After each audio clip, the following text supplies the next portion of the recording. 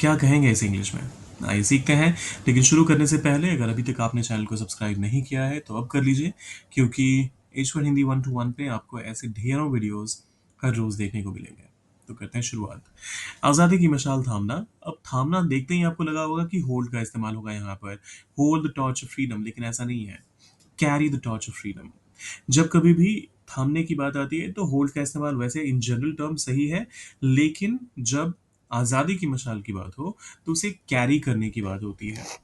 कोई भी रिस्पॉन्सिबिलिटी हो तो उसे कैरी करने की बात होती है। तो इस चीज़ का हमेशा ध्यान रखिएगा। आज करते हैं शुरुआत एग्जाम्पल्स की। युवाओं ने आज़ादी की मशाल थामी। The youth carried the torch of freedom. The youth, युवाओं के लिए आप यूथ का इस्तेमाल करते हैं। The youth carried the torch of freedom. इस देश का युवा, the youth of this country. So the youth carried the torch of freedom. दूसरा एग्जाम्पल कहता है हमें अगली पीढ़ी को आज़ादी की मशाल थमानी होगी। अब ये ध्यान दीजिएगा, यहाँ मशाल थामने की बात नहीं हो रही है, थमाने की बात हो रही है। सो यहाँ होल्ड करने की नहीं, कैरी करने की नहीं, पास करने की बात हो रही है। We must pass the torch of freedom to the next generation. अगली पीढ़ी, द नेक्स्ट जनरेशन। हमें ऐसा करना होगा, वी मस्ट। और ये ऑप्शनल नहीं है, तो इसी वजह से शुड का इस्तेमाल नहीं कर सकते यहाँ पर। We should, we must pass the torch of freedom to the next generation. तीसरा एग्जाम्पल कहता है स्वतंत्रता सेनानी ने अपने साथियों के बाद आजादी की मशाल थामी। After his comrades the freedom fighter carried the torch of freedom. After his comrades, अपने साथियों के बाद, द फ्रीडम फाइटर्स, स्वतंत्रता सेनानी, ने अपने साथियों के बाद आजादी की मशाल थामी। Carried the torch of freedom.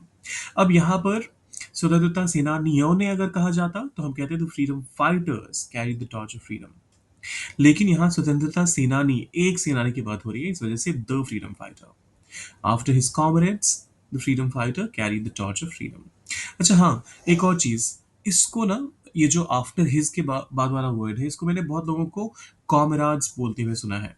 देखिए अमेरिकन प्रोनाउंसिएशन में कॉमरेड्स में जो लास्ट वाला सिलब है उसको लोग अलग अलग तरीके से प्रोनाउंस करते हैं, लेकिन जो ये कंफ्यूजन है कॉमराडरी की वजह से आया है, जिसका मतलब होता है जो याराना या दोस्ताना जो लोगों में होता है। तो ये कॉमराडरी से अलग है, इसको प्लीज कॉमराड मत पढ़िए। This is comrades. Comrades, after his comrades the freedom fighter carried the torch of freedom. अब ये आखिरी वाला आपके लिए है।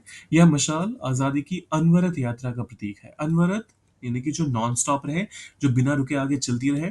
सो अनवरत के लिए नॉन स्टॉप का इस्तेमाल कीजिएगा, और कीजिए इसे ट्रांसलेट, डालिए कमेंट सेक्शन में। और जाने से पहले सब्सक्राइब, लाइक और शेयर करके जाइएगा। मिलते हैं जल्दी।